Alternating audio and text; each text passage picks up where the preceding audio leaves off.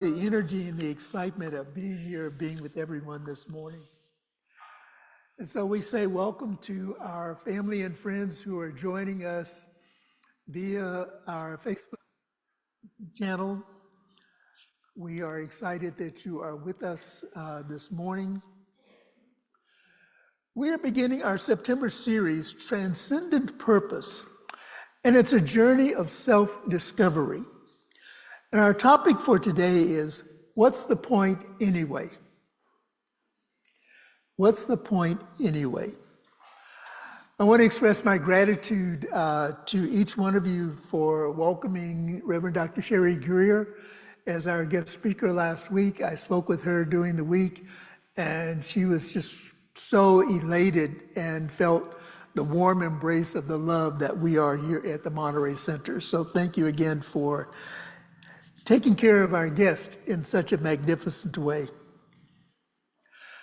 I begin this morning with a quote from Ernest Holmes in the Lessons in Spiritual Mind Healing, and this is on page 30 in this book.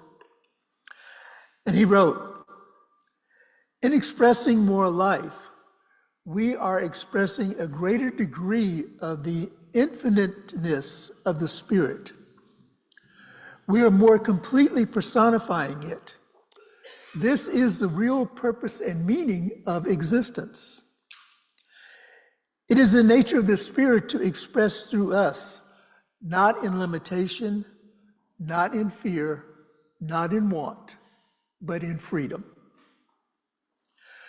And so as we look at transcendent purpose, it is fundamentally self-realization of our inherent divinity.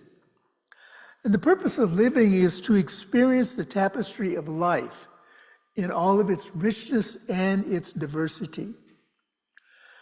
And so we embrace the principle of oneness, meaning that our voices, our choices, and our actions carry significance beyond our immediate circle. What happens within us is not contained within us.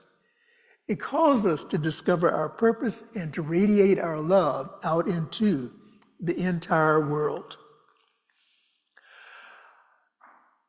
I am reading and enjoying the lessons in this month's Science of Mind magazine. And again, I'll put a little shout out, encouraging you to subscribe to the magazine and to remind you that the center has discontinued its subscription. But we are encouraging you to subscribe to both the print and the digital subscription. And there's information on our website and in our newsletter for that. But this week, if you have the magazine, I encourage you to go back and read the lesson for September the 2nd. And I believe that was Tuesday's lesson. And the title of that is, Where are you meant to be? Where are you meant to be? And this offered a little insight for me into our topic today. What's the point anyway? Mary Davis, who is a contributor for this month's Daily Guides, takes us down memory lane in this article, inviting us to reflect on the question that many of us grew up with. What do you want to be when you grow up? I'm going to remember being asked that question. What do you want to be when you grow up? And I don't know about you, but I'm still figuring it out. And I think this is part of what we experience as we embrace the spiritual principles and practices of New Thought and ancient wisdom. We remember that life is continually evolving, that we may reach a plateau, but it is not the final destination for our journey. And so Davis reminds us that we are not our titles, we're not our jobs, and we are not our salaries. What we are is infinite possibility when we allow the authentic yearnings of our heart to come forth. Ernest Holmes calls this the divine urge. And he expands on this a little bit more in the Science of Mind textbook on page 420, paragraph 4. And he says, all emerged from the one whole being. Creation is the logical result of the outpush of life into self-expression. And when he used the word outpush, what came to me was the birthing process, the delivery process of new life in physical form coming into this expression. And I also believe that what Holmes is saying to us is that within this concept of oneness, each one of us, and this is a key for us to remember, and we say this over and over and over, but the key for each one of us is to remember that we are a unique manifestation of the divine. And we each contribute to the universal tapestry of the whole. And I really want to emphasize that for a moment. Each one of us makes a deposit along the way. And that deposit can be one of love, it can be one of peace, it can be one of joy, or it can be something different. But we each make a deposit along the way.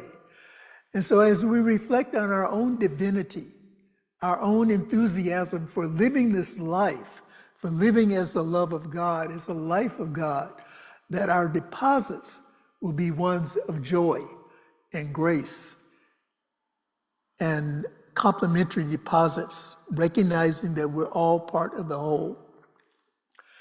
Now, what gets in our way of acknowledging our deposits is our fear of, our resistance to, and our inability to change.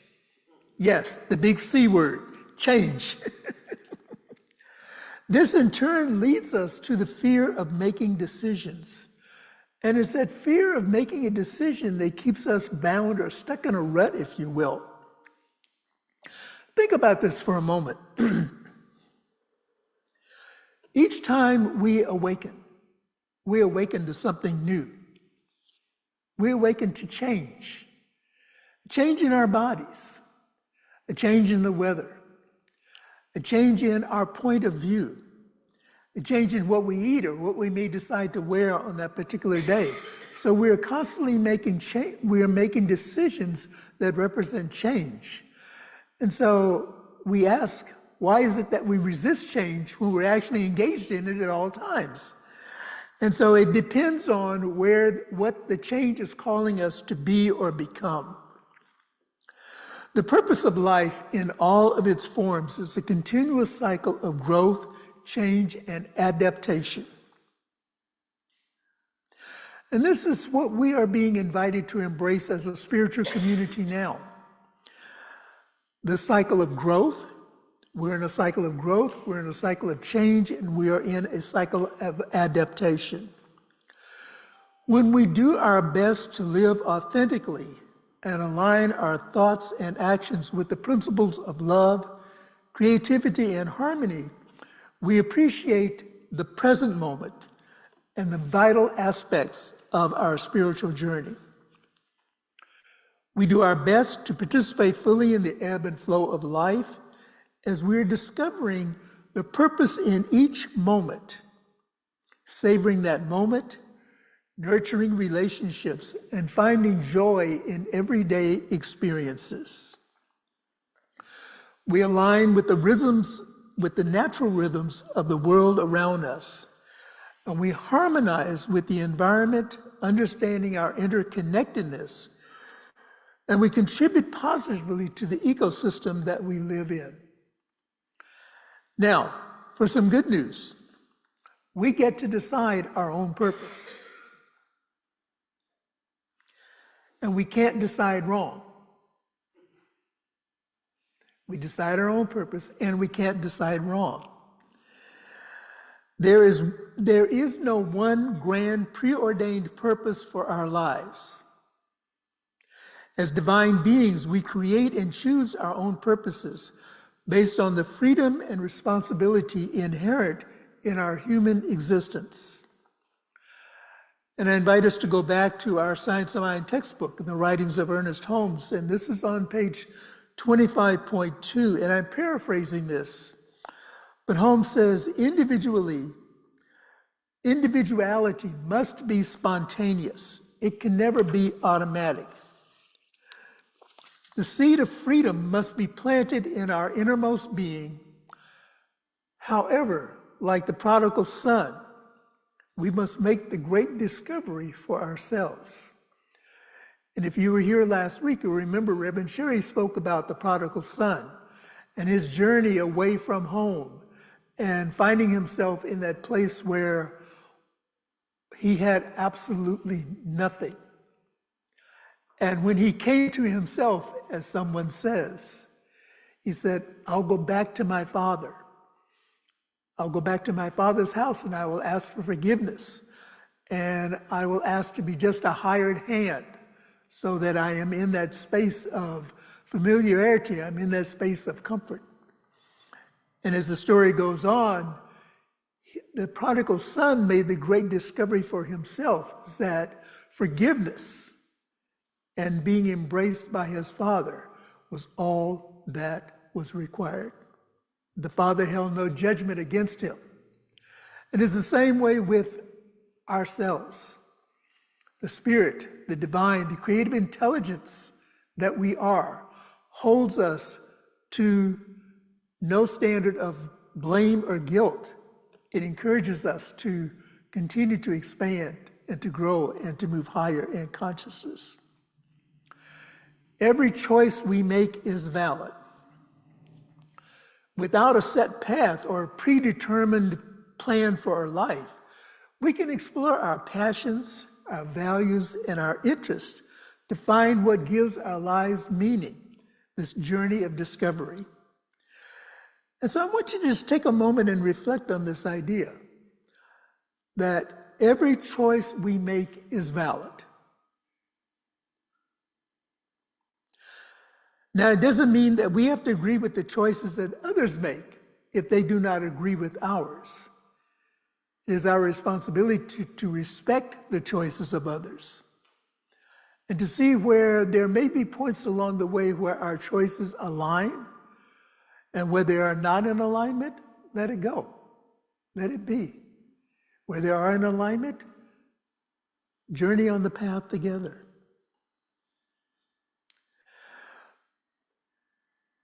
Our purpose is to be a dynamic, evolving expression of our authentic self.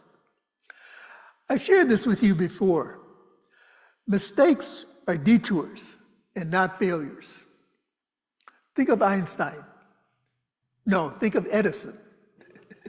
I have my scientist wrong. Think of Edison and the number of times that he seemingly failed at creating the light bulb. But out of each one of those failures or seeming failures, there was progress made towards the completion of the goal. The same with the Wright brothers in developing the airplane, and we can think of other examples. So the essential parts of our journey are found in our failures. And they offer lessons and experiences that shape where we are. Every decision we choose contributes to the growth of our own self-discovery. And that's what we're here for. We're on this journey of self-discovery. As divine beings, this autonomy empowers us to live authentically, to align with our actions, with our personal beliefs, and with our aspirations. Our life is a canvas upon which we can paint lives that are uniquely ours. So this is another aspect of change. Each morning, or each time we wake up, each time we arise, we have a blank canvas for that day. And we can script the day that we want.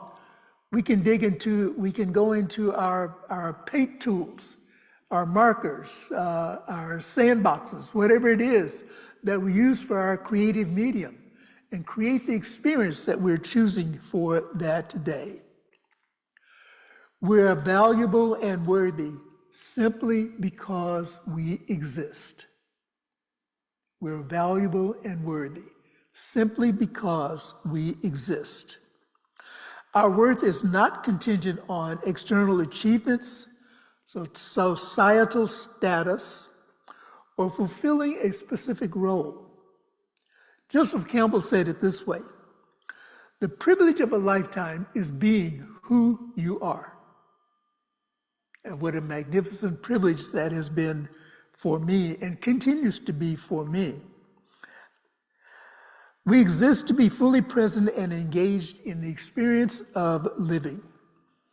Our existence is a testament to our intrinsic value. Every breath, every heartbeat, every moment we share with the world affirms our worth, knowing that we are enough just as we are. There's a book that I have as part of my collection, and I've made some references to it here in some of my talks, but it's written by Sherry Huber, who is, I believe she's Buddhist. I believe she's Buddhist. But the title of the book really attracted me when I first saw it, and the title of the book says, "There's nothing wrong with you. There is nothing wrong with you." And the other thing I like about this particular book, it's not printed in a typical boilerplate format. It's more scripted and kind of a loose flow of more like a patchwork quilt. But all of the pieces fall together. And she offers in there ongoing examples of how we are enough just as we are. And this is the point that I would like to bring home to us today as we go back to this question. Is it worth it? What is our topic for today? What's the point? What's the point anyway? The point anyway is that we are authentic expressions of the divine, and we are enough just as we are. There is nothing wrong with us. Nothing to be changed, nothing to be altered, nothing to be corrected. And if you can just embrace, if not all of it, just embrace a little bit of it as a daily reminder that I am enough. I am enough. In fact, there's a personal coach that I work with, and he's written a song that says, "I am enough." And he uses this in his various workshops and presentations. And in our enoughness, we're invited to be fully present. And I want to share this story as an example of being fully present. As Gandhi stepped aboard a train one day, one of his shoes slipped off and landed on the track. And he was unable to retrieve it because the train had already begun moving. And so, to the amazement of his companions, Gandhi took off the other shoe and he threw it back along the track, and it landed very close to the first shoe that he had dropped along the way. And so a fellow passenger asked him, "Why did he do this?" Gandhi smiled and replied, "The poor man who finds the shoes lying on the track will now have a pair he can use."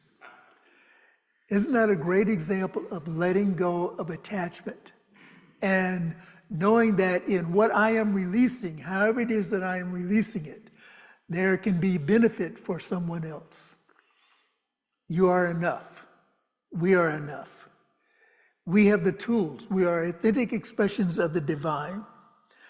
And so, in conclusion, in our call to action for this week, I ask us to take a moment and ask this question: what is my purpose right now? What is my purpose right now? Reflect on your current circumstances, your emotions, your aspirations, remembering that your purpose is not a fixed destination. Our purpose is not a fixed destination. It is a dynamic journey involving each phase of our life. It could be being present with a loved one, pursuing a creative expression, contributing positively to your community, finding joy in small, everyday moments, or it could be taking a bold step towards a long-term goal. What is your purpose right now? By tuning into the present moment, we align with our true selves and discover what resonates with us right now. This practice encourages decision-making and self-awareness, helping us to live fully and authentically. Allow your exploration to embrace the fluidity of your purpose. Your purpose can change from day to day or even from moment to moment. Allow yourself the flexibility to grow and to adapt. And by honoring ourselves, we fully participate in the ebb and flow of the life journey. We cultivate a rich life full of meaning and fulfillment. And so with this, I invite us now to say together our affirmation for the week, and the words will be on our screen. I am worthy and valuable simply because I am. Let's say that again. I am worthy and valuable simply because I am. I invite you to just take that idea with you through the week, knowing that you are worthy and valuable just because you are. And I invite us now to turn within as we go into that inner space, connecting with the divine, connecting with the one mind, the one life, the one heart, the one heartbeat that energizes us as individualized expressions of itself.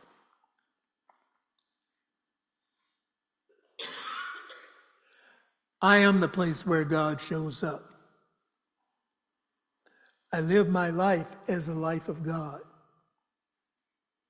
where I truly am a divine expression of this creative energy. And as I claim and know this truth for myself, I claim it and know it for each one, knowing that each one of us is on our individual journey, discovering our authenticity, discovering what brings us joy, discovering what brings meaning and purpose to our lives.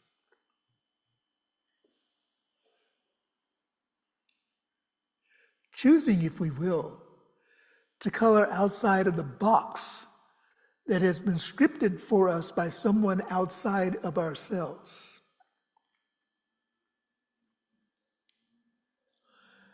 I am knowing that as we move into this place of authenticity,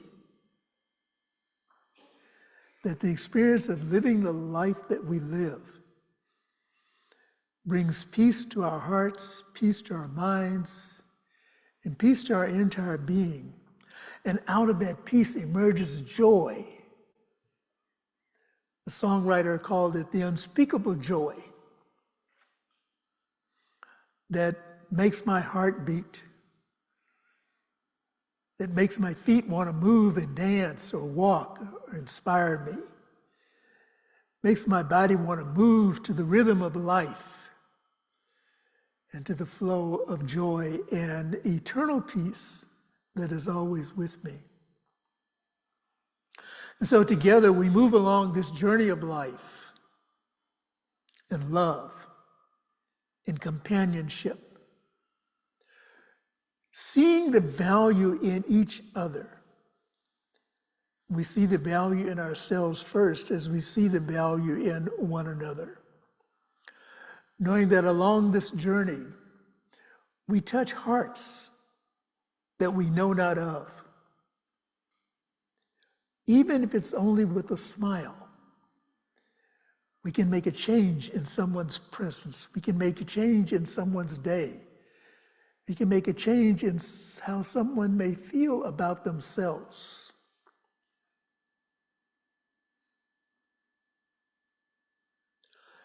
And as we move through this journey called life, we move with grace and ease and elegance, knowing that I am enough. We are enough. And so I speak my word this morning for places where people are gathering in the name and nature of the one love, the one life, knowing that exactly where they are enough. I speak my word this morning for those who are experiencing transitions in life, transitions that bring joy, that bring excitement, that bring new possibilities. as well as those transitions that require us to be more internal as we release a loved one, or releasing a place, or releasing a employment that no longer provides, no longer serves for our highest and best. Also recognizing that nothing is ever lost in spirit. It just merely changes form. And as we adapt and change with the form, we continually say, I am enough.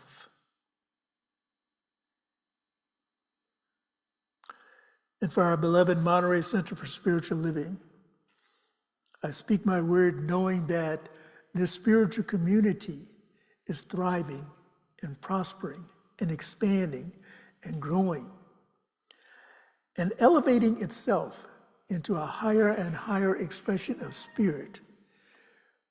Wherever we are together. And for the prayers that remain in the hearts and the minds of each one that is here this morning in our center, and those who are joining us via our YouTube channel, our Facebook page, are joining us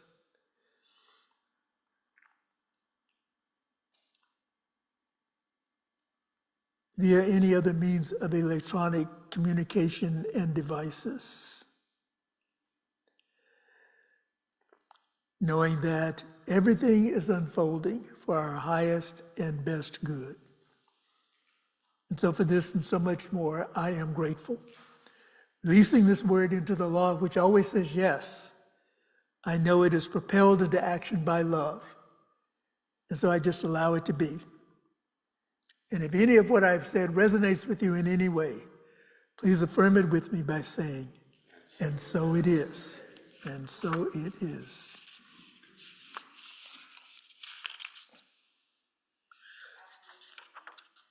And now this is our time to share our abundance.